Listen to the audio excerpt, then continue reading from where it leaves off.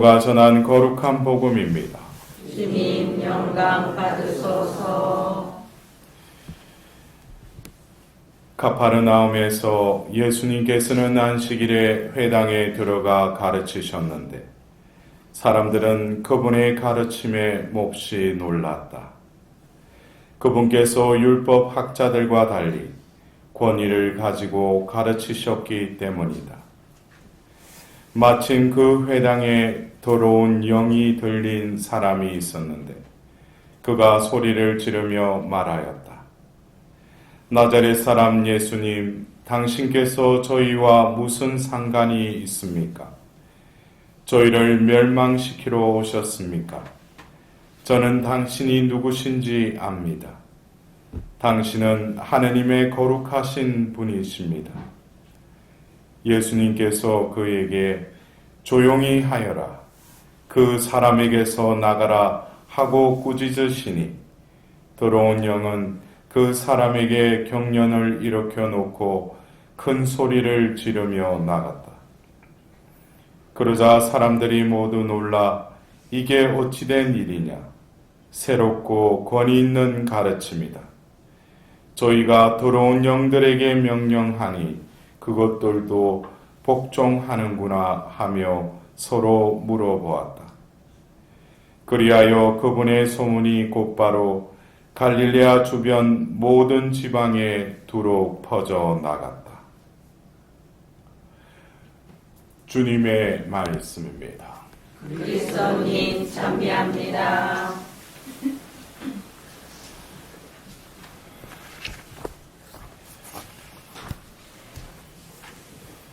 올해도 연중 시기 첫 번째 시기가 이제 시작된 지 벌써 3일이 되었습니다.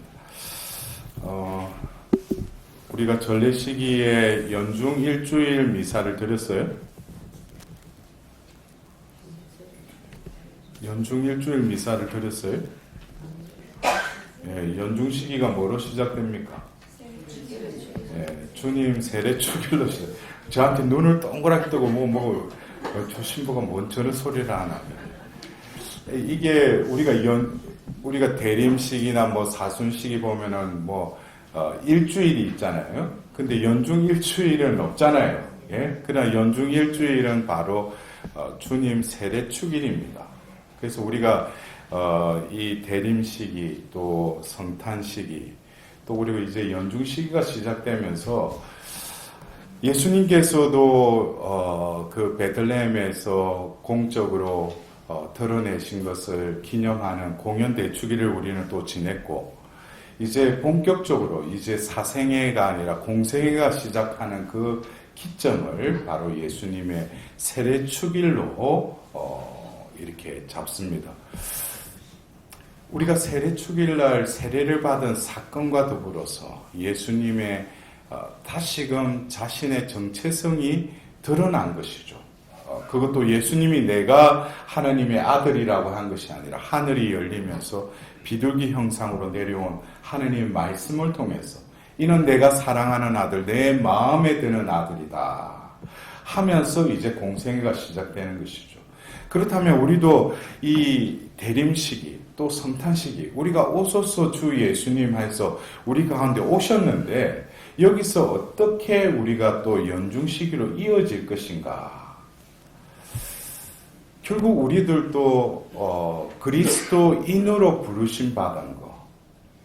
그래서 우리가 세례를 받고 우리가 그리스도인이 되었는데 그렇다고 해서 우리가 명확하게 사생애, 공생애 이렇게 나눌 수는 없지만 우리가 서서히 그 전에 내 세례 받기 전의 삶과 또 그리고 세례를 받고 나서는 이제 공적이라는 의미는 내가 나이기도 하지만은 하나님을 증거하는 자녀로서의 삶이 이제 시작되었다는 거예요.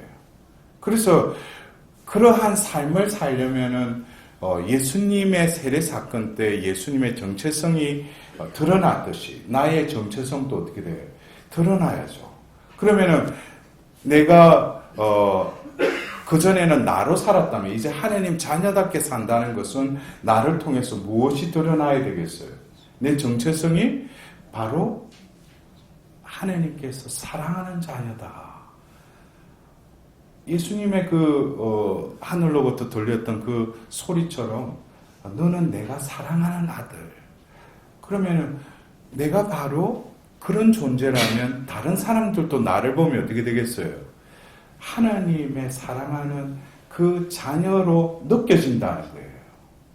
그리고 내 마음에 드는 아들이다. 이것은 이제는 내 마음으로 살았던 이제 내 삶과 이제는 뭐예요? 하나님 마음에 드는 삶으로 이제 하나님을 드러내는 삶으로 내가 이제 부르심을 받았다는 거예요.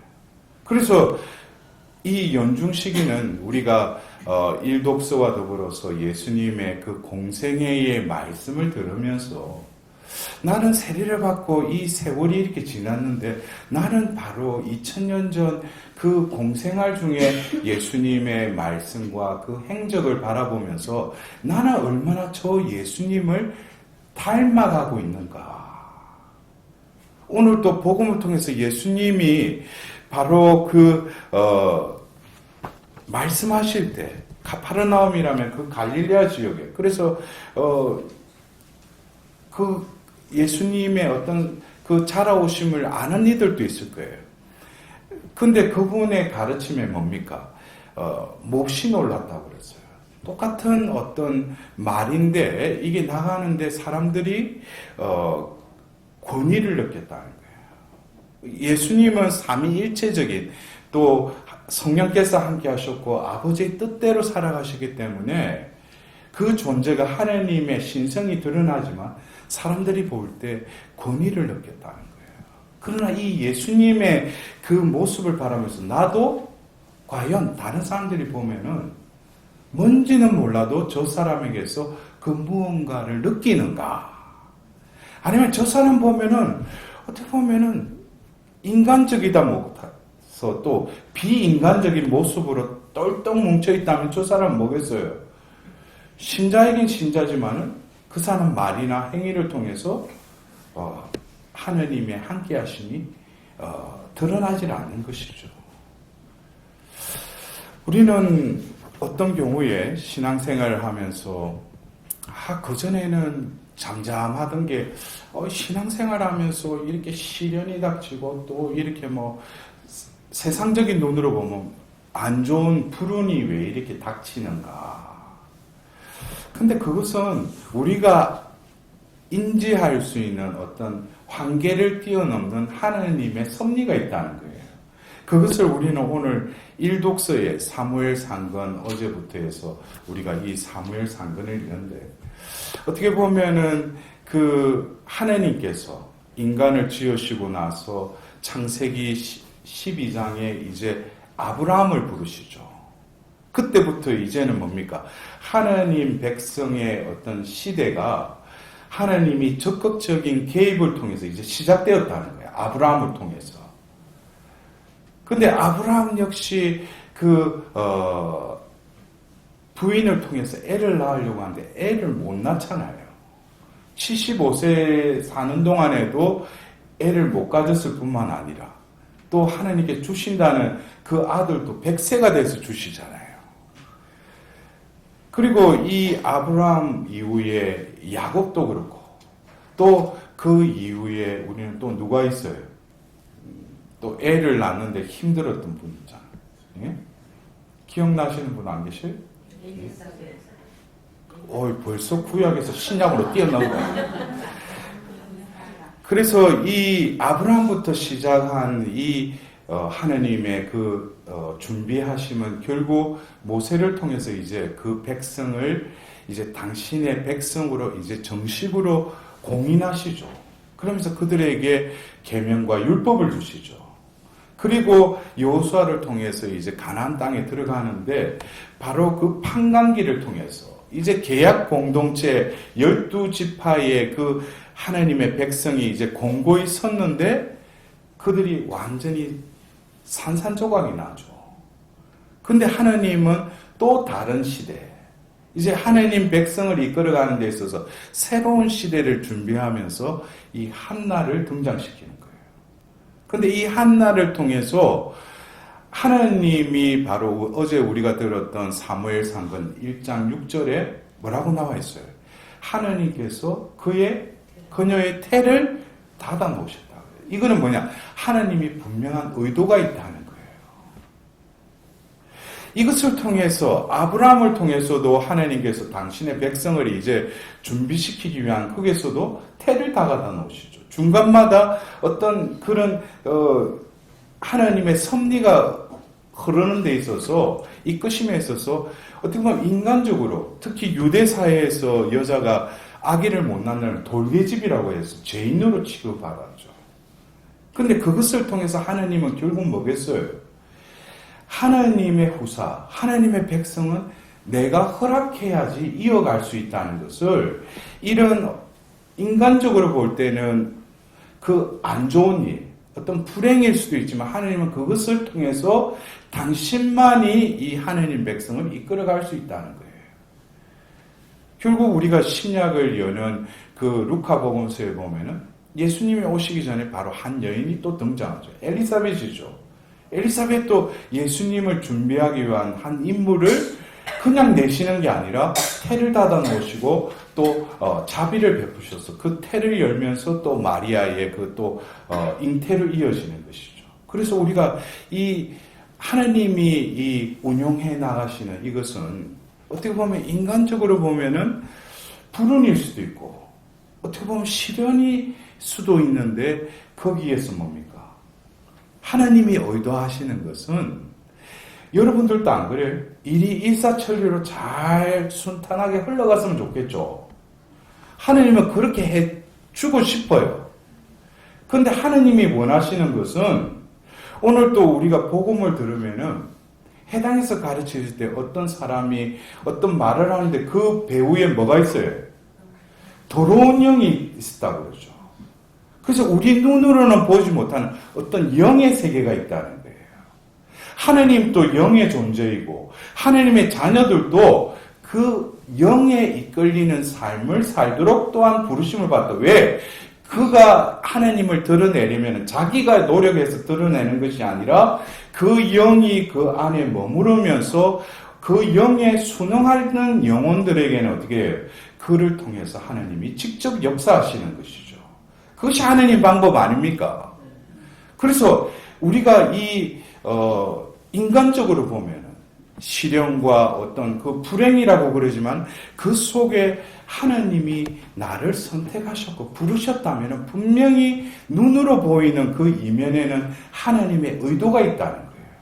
이것을 알아차리고 그것에 순응하는 데 있어서 또 다른 나에게 인내를 닦게 하시면서 하나님이 의도하시는 것은 바로 내 뜻이 아니라 하나님 뜻에 순응하도록 내 영을 정화시킨다는 거예요. 그래서 우리가 이러한 하나님의 의도하심을 모르면은 그냥 외적으로 발등에 뭐 떨어지면 하나님께 와가 뭐 덜어달라고 하고 기도하고 평상시에는 또 잘 되면 아무렇지 않은 것처럼 자기 마음대로 살아가요. 이것은 하나님의 의도하심과 계속 뭐예요? 하나님의 이렇게 이끄시는데도 나는 그거를 알아듣는다, 못 알아듣는다, 못 알아듣는 거예요.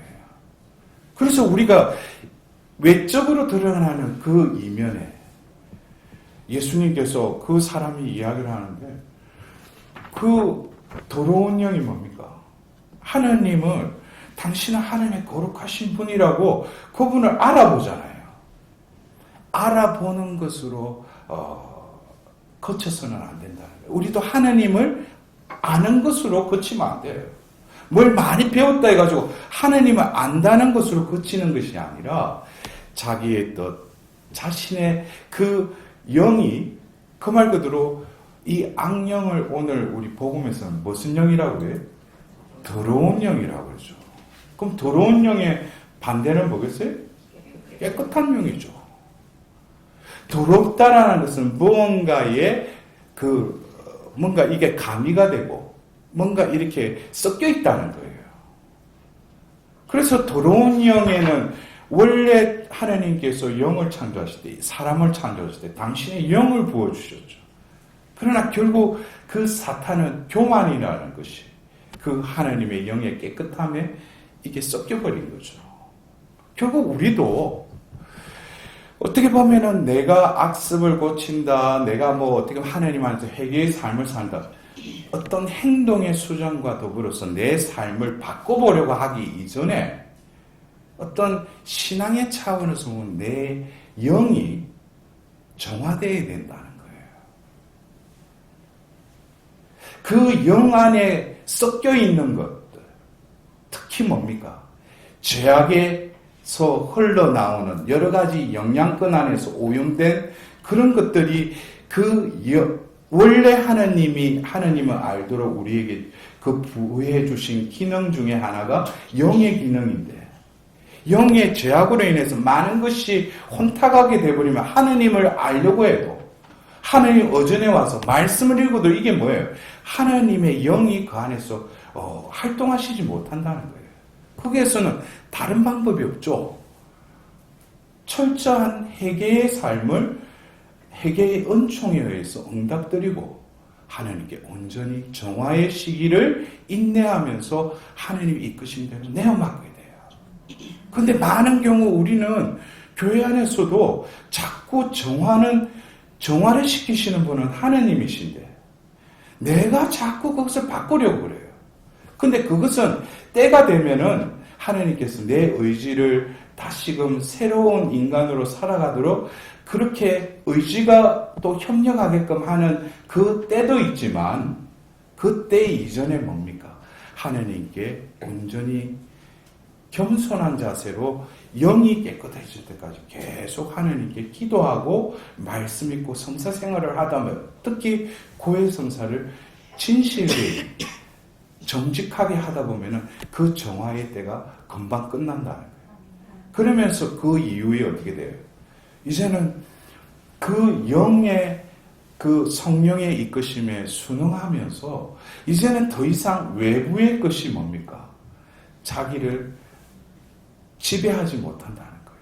그래서 어떤 사람을 이렇게 우리 신자분들 일 보면은 그 사람이 어느 정도 이 신앙의 어떤 성장이 되었는가 보면은 그 사람 입에서 나오는 걸 보면은 외부적인 걸 계속 이야기하는 사람은 아직까지 뭐예요?